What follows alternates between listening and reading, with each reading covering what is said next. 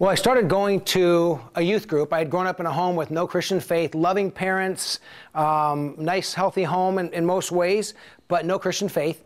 And I started going to this youth group, and there was this guy named Doug Drainville.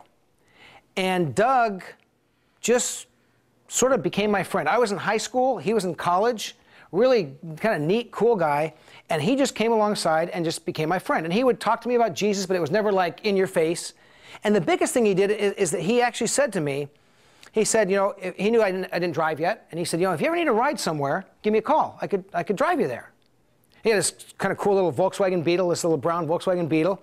And the problem was, I lived down towards Huntington Beach, and he lived up in a city called Westminster, and he was like 20 minutes away with traffic, 25 minutes. And so he said, just call me. So I had actually met this blonde girl at the youth group I had started going to, and she lived about 20 minutes away. So I would call him. He would drive from Westminster to Huntington Beach, pick me up, drive me to where she lived, drop me off, drive back home again, wait till I called him later, drive back, pick me up, drive me home again, and drop me off. And this is what struck me probably, it was probably years later that I realized. I never offered him money for gas. Not once.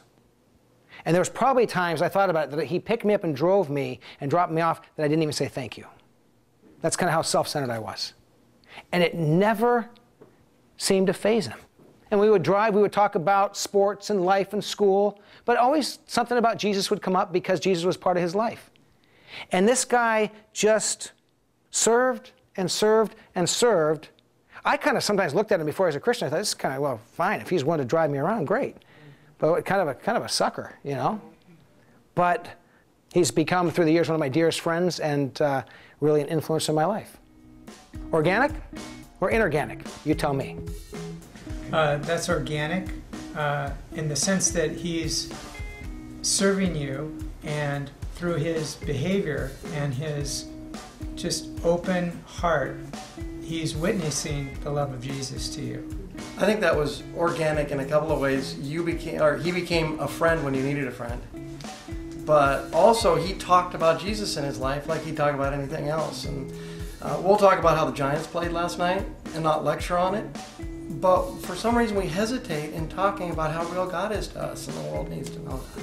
I would say that that's organic because of the relationship that's involved, as opposed to having the content, the desire to share Jesus being that thing that's so focused on. It's about relationship and rapport and interaction with another person, and that just opens up doors that allows the communication to just flow. I'd say it's organic because of the selflessness. You mentioned that you didn't offer to pay any money for gas. Sometimes you didn't thank him and it didn't faze him. And that's the selflessness of Jesus. He doesn't ask for anything in return. He says, here I am, take all of me.